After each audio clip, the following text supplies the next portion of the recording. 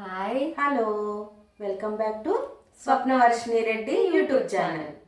కథలోకి వెళ్ళిపోదామా? ఇప్పటికే చాలా లేట్ చేసాం మనం. కథ చెప్పిన ఒక దొంగ కథ చెప్తా, సరేనా? దొంగ పేరు ఏం చదువుదాం? దొంగోడే. సరే. ఒక ఊళ్ళో దొంగల ముఠా ఉండేది ఊరి చివర. కొన్ని ఊళ్ళు దాటిన తర్వాత అటవీ ప్రాంతంలాగా ఉండేది. అక్కడ ఒక గుహలు ఉండేవి. ఈ ముఠా మేస్త్రి ముఠా అంతా కలిసి అక్కడ నివాసం ఉంటా ఉండేవాళ్ళు. ప్రజలకందరికీ తెలుసు ఇలా దొంగల ముఠా ఇక్కడ ఉంటుంది, వీళ్ళే అవసరమైనప్పుడు జనాల మీద పడి దోచుకుంటారు. ఈ ముఠానే వచ్చేసిద్ది మన ఊళ్ళ మీదకి. డబ్బులు, పంట, ధాన్యాలు అన్నీ జాగ్రత్త పెట్టుకోవాలని ఊళ్ళో ఎప్పుడు రాజుగారు దండోర వేయిస్తూనే ఉంటారు. అయితే ఈ దొంగోడు ఒకసారి దొంగతనానికి వెళ్ళి దొరికిపోతాడు, పడిపోతాడు, పరిగెత్తలేడు. చప్పుడు వినపడిద్ది దొంగతనం చేసేటప్పుడు. వాళ్ళు మేలుకొని ఎవరు అనేసరికి పారిపోలేక దెబ్బ తగిలి కాలికి పడిపోతాడు, బయట వరండాలో పడిపోతాడు. పారిపోయే ప్రయత్నం చేసినా కూడా వెళ్ళలేని పరిస్థితి, కాలు నొప్పి వచ్చి. అయితే దొంగ దొంగ అనుకునేసరికి పడిపోతే ఆ ఇంట్లో మనిషి బయటకు వస్తాడు. ఎవరో అయ్యా పడిపోయావు ఎవరు అంటారు. ఆయనేమో డాక్టర్ అనమాట. డాక్టర్ ఇంటికి దొంగతనానికి వస్తాడు. బయటకు వచ్చి పడిపోయేసరికి ఏంటయ్యా ఎవరు నువ్వు అనేసరికి గుర్తుపట్టాడు దొంగడు వీడు. ఇతని మొహాన్ని రాజుగారు నోటీస్ చేశారు గోడ మీద. పట్టుకుంటే 10,000 నజరానా అని భీమన్నని గుర్తుపట్టేశాడు. దొంగ పేరు భీమన్న. అయితే భీమన్నకి కంగారు వచ్చేసింది. ఈ మొహంలో మార్పుని గమనించేస్తాడు భీమన్న. దొంగోడు అన్నాగా దొంగోడిని భీమన్న అని పెడదాం, రామన్న అని పెడదామా? భీమన్న గమనించి గుర్తుపట్టేస్తాడు. ఇతను నన్ను గుర్తుపట్టేశాడు, 10,000 నజరానా ఇచ్చారు నా మొహం మీద, ఇతను నన్ను పట్టించేస్తాడేమో అనుకుంటూనే ఉన్నాడు. కానీ డాక్టర్ ఏం చేశాడు? కట్టుకట్టి పడుకోబెట్టాడు వాళ్ళ ఇంట్లోనే. ఇది వినటానికేమో తన వృత్తి కదా, వృత్తి ధర్మం పాటించాడు అనుకుంటాం. కానీ డాక్టర్ అలా చేయలే. పడుకోబెట్టి తలుపు దగ్గరగా వేసి గబగబా వెళ్ళిపోయాడు.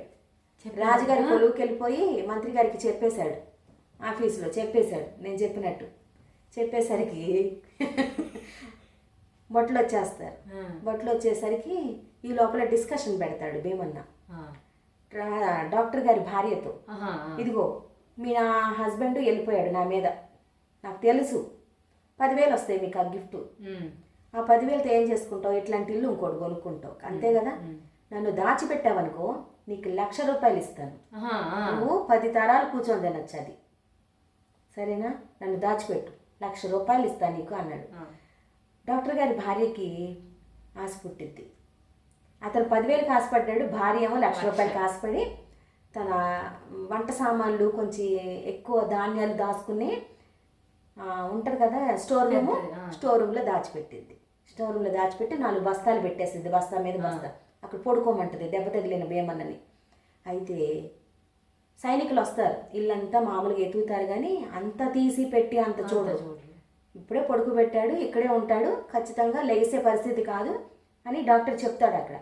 కాబట్టి మామూలుగా చూస్తారు ఇల్లంతా, అన్ని గదులు.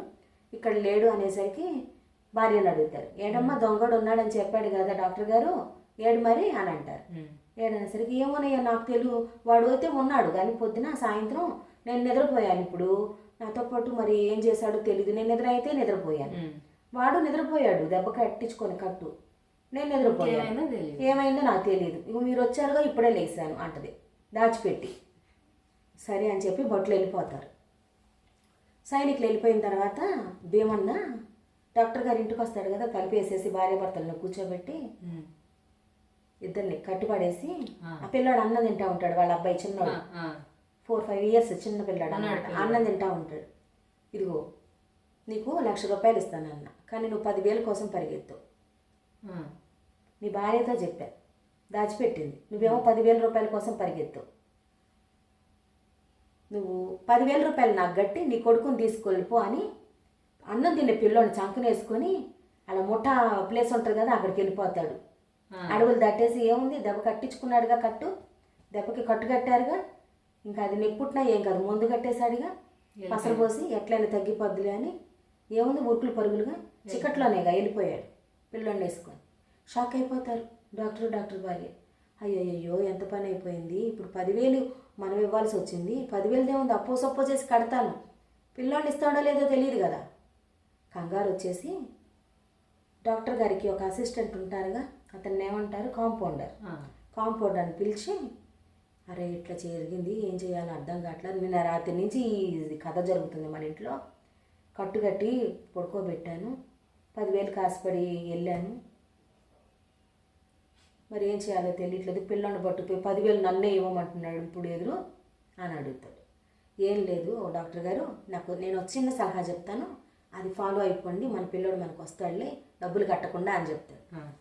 సరే ఎక్కడికి వెళ్ళాడు 10,000 ఊరి చివరి శివాలయానికి తెచ్చి ఇవ్వమంటాడు 10,000 ఆ టైం కానీ సరేనంటాడు, ఆడెళ్ళిపోతాడు పిల్లోడిని ఎత్తుకొని.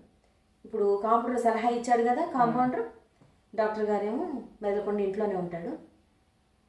భీమన్న వచ్చేస్తాడు ఇంటికి తెల్లారి సాయంత్రం, చక్కెర పడ్డాక మళ్ళీ వచ్చేస్తాడు. ఏంటి 10,000 తీసుకొస్తానని తీసుకురాలేదు, నీ కొడుకు ఎవరు పెడతారు కూర్చోబెట్టి, నిన్న సాయంత్రం నుంచి నేను మోసు తిరిగాను అనేసరికి, ఇచ్చానండి శివాలయం ఊరి చివరి శివాలయానికి రమ్మన్నారుగా, 10,000 రూపాయలు ఇచ్చానండి, మరి పిల్లోడిని మీరు ఇంకా ఇప్పుడు మీరు వస్తే తెచ్చారేమో దాచిపెడుతున్నారని అనుకున్నా, పిల్లోని తీసుకురాలేదా మీరు అని అమాయకంగా అడుగుతాడు. పిల్లోని తీసుకురాకపోవటం ఏంటి, నువ్వు డబ్బులు ఇచ్చాక పిల్లోని ఇస్తాము, 10,000 ఎవరిని తీసుకోలేదు, నువ్వు ఇచ్చామంటున్నావు, ఆడెవరో కనుక్కోవాలి, నువ్వు 10,000 ఇస్తే మాత్రం నీ పిల్లోని ఇచ్చేస్తాను, నాకు ఇంకో 10,000 ఏం అవసరం లేదు, నువ్వు 10,000 ఇచ్చేస్తే మాత్రం నేను మళ్ళీ నీ దగ్గర తీసుకోను, రేపు పొద్దున మళ్ళీ తీసుకొనిరా, నువ్వు 10,000 నేను ఎంక్వైరీ చేస్తాను నా ముఠాలో ప్రతి ఒక్కడిని, నువ్వు ఇచ్చావు అంటే మాత్రం మళ్ళీ 10,000 తీసుకోను, నువ్వు ఇవ్వలేదు అని తేలితే మాత్రం 10,000 నువ్వు ఇవ్వాల్సిందే శివాలయంలో. ఈరోజు ఇప్పుడు చీకటి పడిపోయిందిగా, రేపు సాయంత్రం శివాలయానికి ఇదే టైంకి వచ్చేసి 10,000 తీసుకొని అంటాడు. సరే నువ్వు దొంగ గారు అంటాడు. సరే అనుకొని తెల్లారి సాయంత్రం అనుకున్న గడువు కంటే ముందుగానే వెళ్ళి కూర్చుంటాడు. కాంపౌండర్ని దాక్కొని చూడమంటాడు. అయితే ఒక ముసుగుతా ఉన్న మనిషి వచ్చేసి 10,000 ఇవ్వు అంటారు. 10,000 తీసుకుంటా ఉండేసరికి కాంపౌండరు ఆ దొంగోడి మొహాన గుట్ట కట్టేస్తాడు. 10,000 మరి పోతాయి కదా, దొంగోడు ఏం చేస్తాడు మరి, చంపడు, డబ్బుల కోసమే, వీళ్ళు మనుషుల్ని చంపరు. అయితే 10,000 ఇచ్చేటప్పటికి కాంపౌండర్ వచ్చి తీసుకునే దొంగోడికి ముసుగు కట్టేస్తాడు, ఇద్దరు కలిసి వాడిని రెక్కలు పట్టుకుంటారు. ఇదంతా దాక్కొని భీమని చూస్తున్నాడు. వీడు ఇవ్వకుండా ఇచ్చానని చెప్తున్నాడేమో, నా వాళ్ళు తీసుకోలేదని చెప్తున్నారు అని ఎంక్వైరీ కోసం ఇతను కూడా భీమన్న కూడా శివాలయం దగ్గరే దాక్కుంటాడు అనమాట. అయితే భీమన్న వచ్చేసరికి 10,000 నువ్వు ఇవ్వవసరం లేదు, నువ్వు నిన్న కూడా ఇచ్చావు, ఈ దొంగోడే అనమాట మళ్ళీ తీసుకుంటున్నాడని అపోహలో ఉంటాడు దొంగోడు కూడా. మళ్ళీ తీసుకొచ్చాడని కనపడుతుంది తనకి. ఇంకొక దొంగోడు నా ముఠాలో వాడు 2వ ట్రిప్ వచ్చాడు తీసుకోవడానికని దొంగల ముఠా మీద అనుమానం వచ్చింది.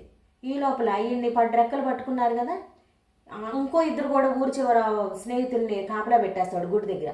భీమన్నను కూడా పట్టేసుకోమని సైనికులకు కూడా చెప్పుంచి తప్పిట్లు కొట్టేసరికి ఇంకా 10 మంది సైనికులు వచ్చి పడేసి భీమన్న పారిపోకుండా అడ్డుకట్టేసేసి ఇప్పుడు వచ్చిన దొంగల ముఠ భీమన్నను కూడా పట్టుకొని రాజస్థానానికి తీసుకెళ్తారు. కొలువు తీరి ఉన్న రాజు ముందు నిల్చోబెడతారు. చూపెట్టేసరికి 10,000 రూపాయలు డాక్టర్ గారికి గిఫ్ట్ ఇచ్చేస్తారు. జైలుకి ఖైదు చేసేస్తారు అన్నమాట దొంగోడిని. భీమన్న ఎన్నో దొంగతనాలు చేశాడు, ఊరు ఖజానానంతా కాజేశాడు. ఎప్పటి నుంచో అతన్ని పట్టుకోవాలని అతని ముఖానికి నజరానా 10,000 అని చెప్పి పట్టుకున్నాడు, కానీ ఎప్పుడోనే పెడతారు. ఇది ఇన్నాళ్ళకి కుదిరిందనమాట. ఈ లోపల ఆడ ముఠా ఉన్న ప్లేస్కి వెళ్ళిపోయారు, 100 మంది సైనికులు వెళ్ళిపోయారు. పిల్లోడిని సురక్షితంగా తీసుకొచ్చేసారు ఇంటికి. ఇంకెప్పుడు ఆ ఊరికి ముఠా భయం లేకుండా, మరి నాయకుడు దెబ్బతిని జైల్లో ఉన్నాడు కదా, ముఠాలో ఉన్న సభ్యులు ఇంకా ఇంత ధైర్యం చేయలేకపోయారు ఈ ఊరి మీద పడి. వాళ్ళ పనుల్లోకి వాళ్ళు నిమగ్నం అయిపోయి సమాజంలో కలిసిపోయారనమాట. ఇంకా అవేర్నెస్ వచ్చేసింది. ఇక దొరికితే మన రాజుగారు చంపేస్తారు, లేకపోతే కొలువులో మన నుంచోబెట్టి ఖైదు చేస్తాడు. ఏముంది, తలదైనా తీసేయచ్చు, మరి రాజుగారు తలుచుకుంటే దెబ్బలకు కొదవా అని చెప్పి ముఠాల సభ్యులందరూ కూడా అవేర్నెస్ వచ్చేసి జనజీవన స్రవంతిలో కలిసిపోయారనమాట. ఆ ఊరికి దొంగల బెడద తప్పిందనమాట. కొంచెం ధైర్యంగా ఉంటే దొంగని పట్టుకోవచ్చు. నుంచో పెట్టచ్చు. చదువుతున్నారు కదా, గట్టిగా అరవండి. 10 మంది ఉన్న ప్లేస్కి పరిగెత్తుకుంటూ వెళ్ళండి. మీరు లొంగొద్దు. అది మగ పిల్లడైనా ఆడపిల్లైనా డబ్బుల విషయంలో అయినా సరే. ఎందుకు ఒకరికి ఉచితార్థంగా ఎందుకు ఇవ్వాలి మనం? కాబట్టి కొంచెం ధైర్యాన్ని కూడా తీసుకొని మనం నష్టపోకుండా ఊరిని కూడా కాపాడాడు డాక్టర్ గారు. డబ్బాస్తో డబ్బు వచ్చింది, 10,000 గిఫ్ట్. ఊరిని కూడా కాపాడాడు. చక్కగా డాక్టర్ గారి పేరు శిలాశాసనం రాయించారు రాజుగారు.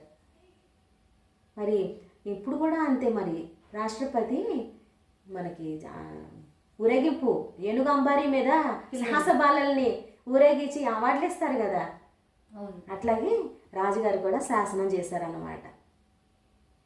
బాగుంది కదా, నీకు నచ్చిందా? కథ కంచికి మనం ఇంటికి. కథ ఎప్పుడు కంచికి వెళ్ళిపోవాలి, మనం మాత్రమే మన ఇంట్లో ఉండాలి. సరేనా? చెప్పు. ఈ కథ కనుక మీకు నచ్చితే లైక్ చేసి మీ ఫ్రెండ్స్కి షేర్ చేసి, మీకు నచ్చితే కామెంట్ పెట్టండి friends. Please subscribe Swapnavarshini Reddy YouTube channel. Bye. Bye.